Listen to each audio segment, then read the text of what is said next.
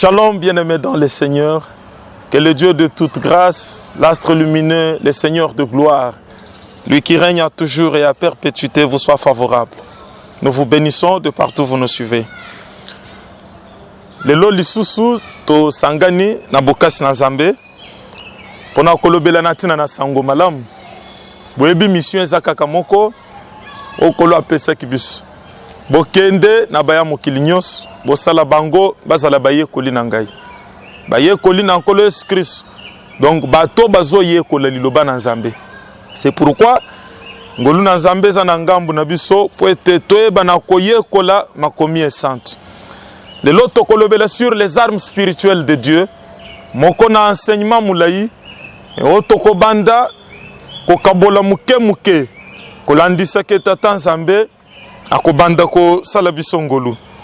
Tozana mukanda na Ephésiens 6 verset 10 kino na 12.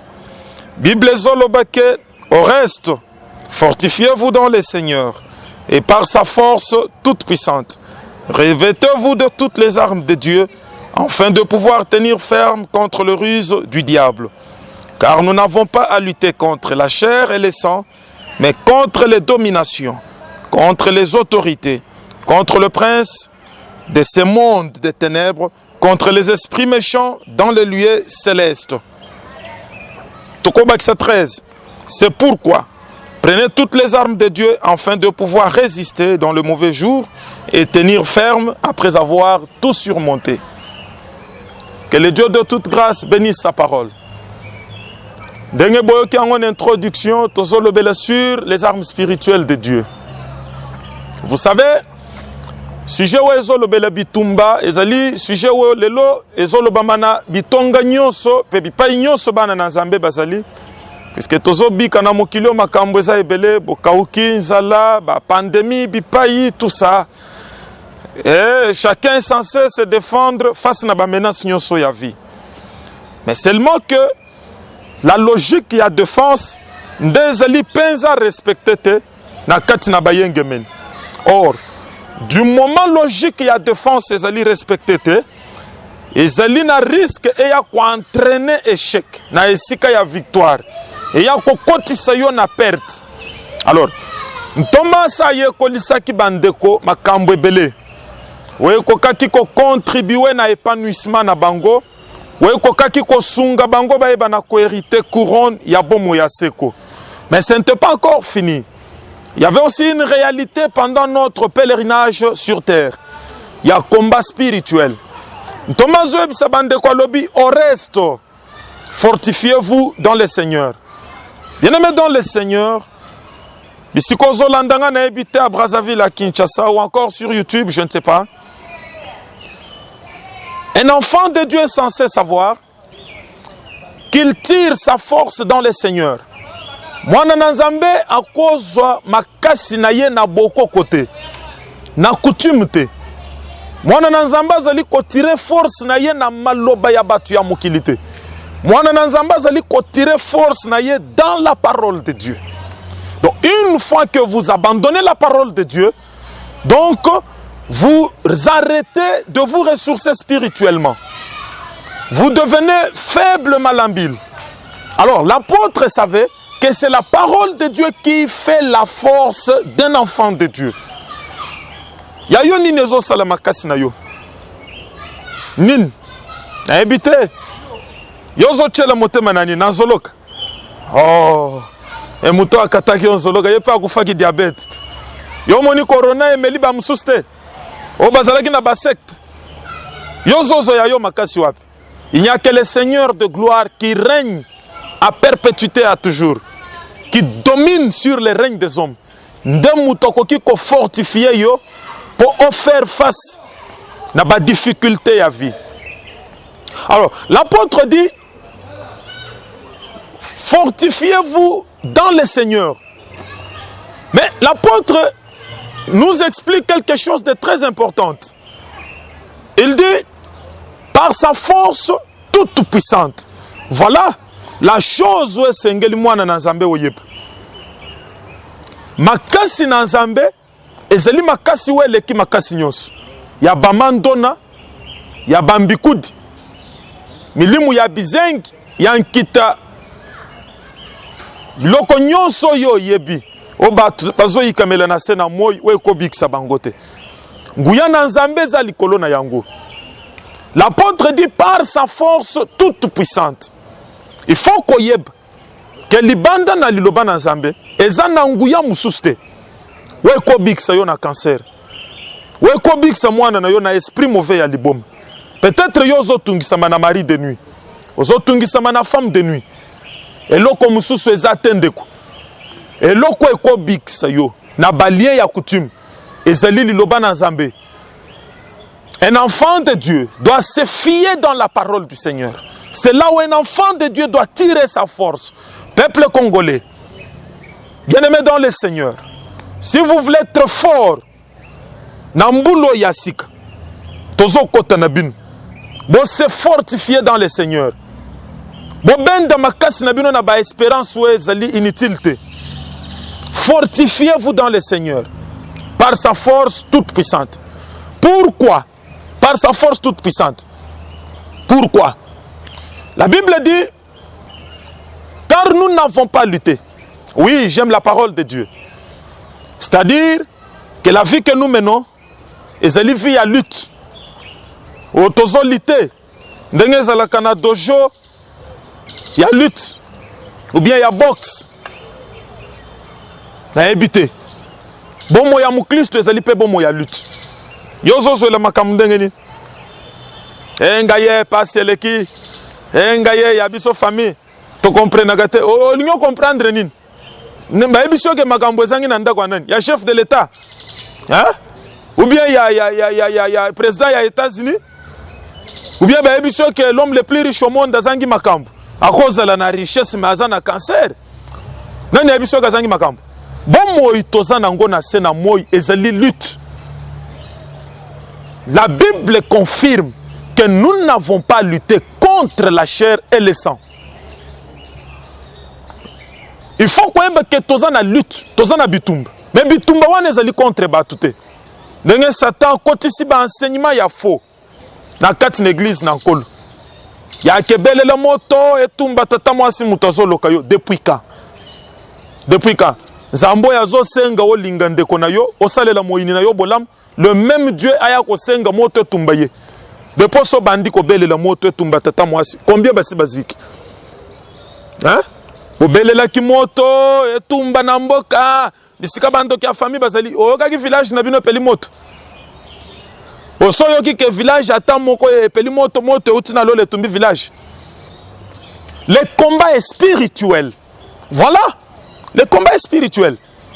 La Bible dit que nous n'avons pas lutté contre la chair et le sang. Lutte na biso ezali contre nzoto te. Nzoto olo asengi biso to lingana. O sale la moyini na yo bolam. O sombele lip.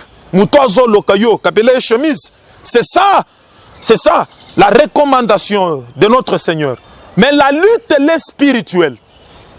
L'apôtre Paul dit contre les esprits méchants dans les lieux célestes, contre les dominations, contre les autorités, les princes des ténèbres de ce monde. C'est lui que l'apôtre Pierre appelle l'ennemi commun, Satan le diable. Voilà la personne avec qui nous luttons. Il y a yo litouana ya keno po bebi soke songolo zo bundisa yo na tongo bebi sele longi o boy ko pesa ye lip. C'est quoi ça? C'est quoi ça? Bible zolo bak d'ailleurs bosale la bango bolam ezali makala moto bozo cha bango na mutu. Pourquoi makala moto? Puisque moto tobele la kezali moto amolimo santo. C'est le fait du Saint-Esprit, c'est le fait de Dieu.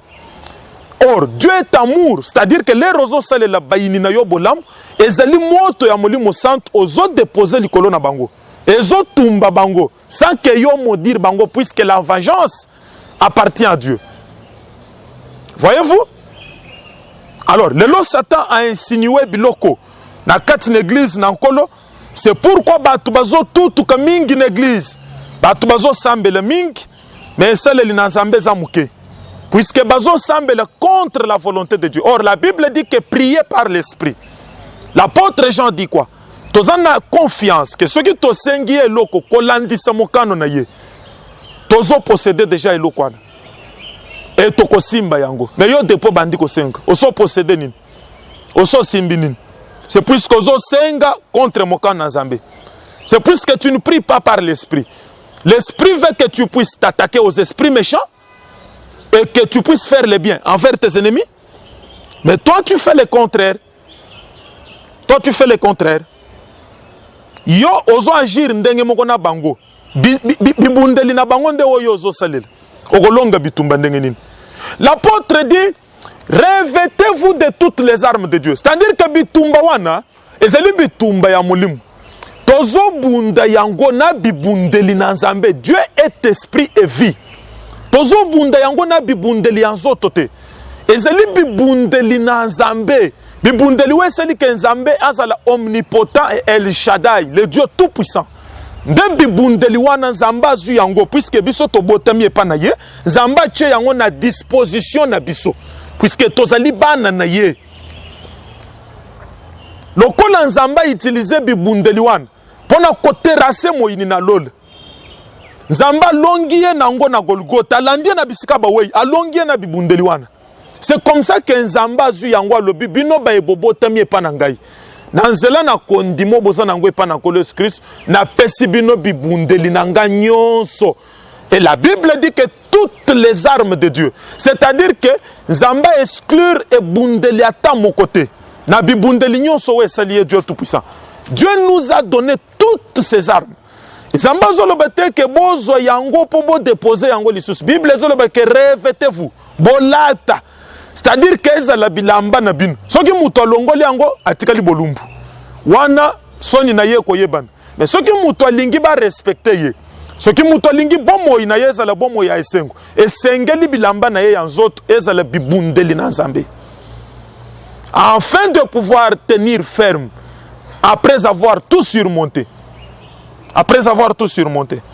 Modèle ya bitumbo ezalelo eza ya kokamwa. Moto zobelelo somoni yango moto eza mabete mais moto wana eza nani moto wana c'est Dieu lui-même. La Bible dit, ne savez-vous pas que notre Dieu il est le fait dévorant? Mais qui est ce Dieu là? C'est Dieu amour. C'est un Dieu amour, un Dieu compatissant. Ya yo moto zobelelo eza moto ndenge nini ou bien babisa que eza moto akoni ya ke soko gangi mingi moto koni ko kitana lola ezikisi mutu na mukongo. Moto ezozikisa mutu na nzoto te. Moto ezali koziki s'esprit ya kindoki.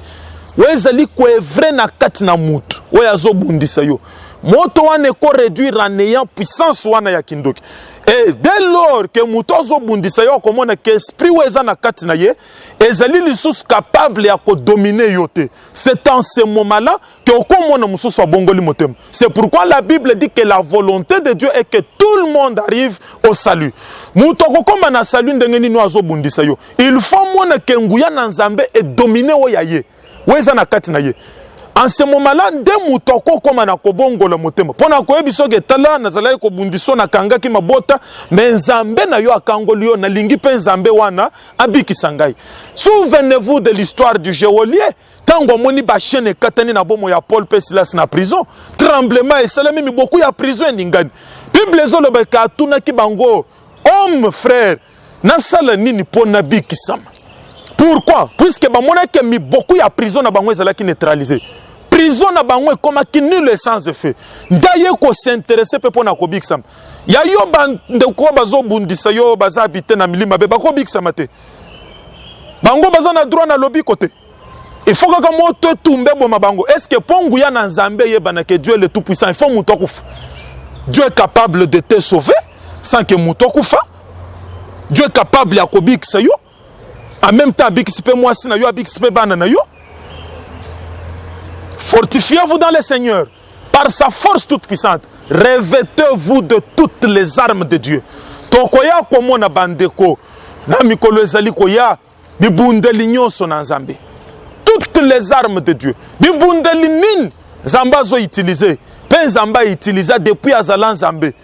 Pona ko dominer l'autorité suprême. Et ça bibundeli nini. Tokoya komona yango. Bible zoloba qu'afin de tenir ferme, de résister après avoir tout surmonté. Ezali bitumbo ezali ko faire résister devant Russie à diable. bitumbu ezo sala ke obtenir ferme na ba épreuve, bibundeli wezo ya ko sala peke après avoir tout surmonté, ko surmonter makamnyo swan, otika la debout. Otika la debout. Puisque zana ba misuspect, balonga ki pe ba épreuve, mais bakoki otika la debout te. L'air zamba pambolié, ayeko bamba na koleka même avant kota na passe. Donc ozo mona ke makambu nyonso ezo tourner tout autour na bolingo na Nzambe. Et là comme côté même na bitumbe zali ko changer nature na ye ya Nzambe bolingo. Dieu c'est un Dieu d'amour. Alors baki ko détruire Akab, mais après Akab l'Élise Nzamba zongi si mosakole ebisi non, c'est fini, na ko détruire l'Isouste. Dieu est comme ça. Souvenez-vous même de l'histoire de Jonas qui était envoyé à Ninive.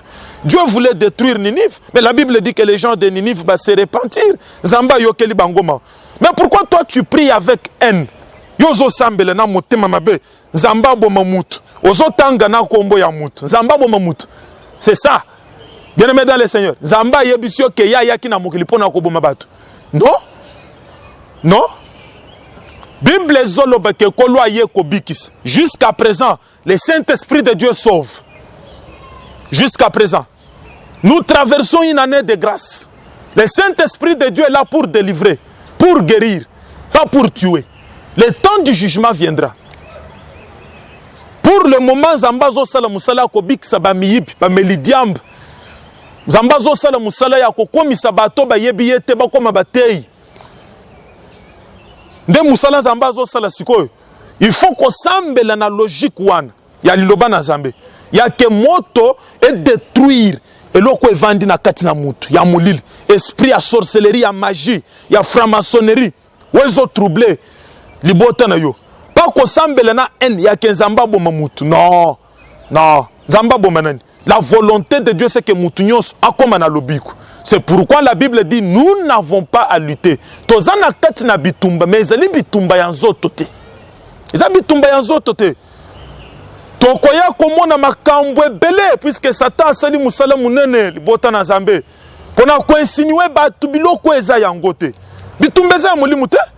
Eza ya nzoto te plutôt. Okokuta muto zo tutu ka moto azotanga na bakombo bato bazosaka ozosaka nini?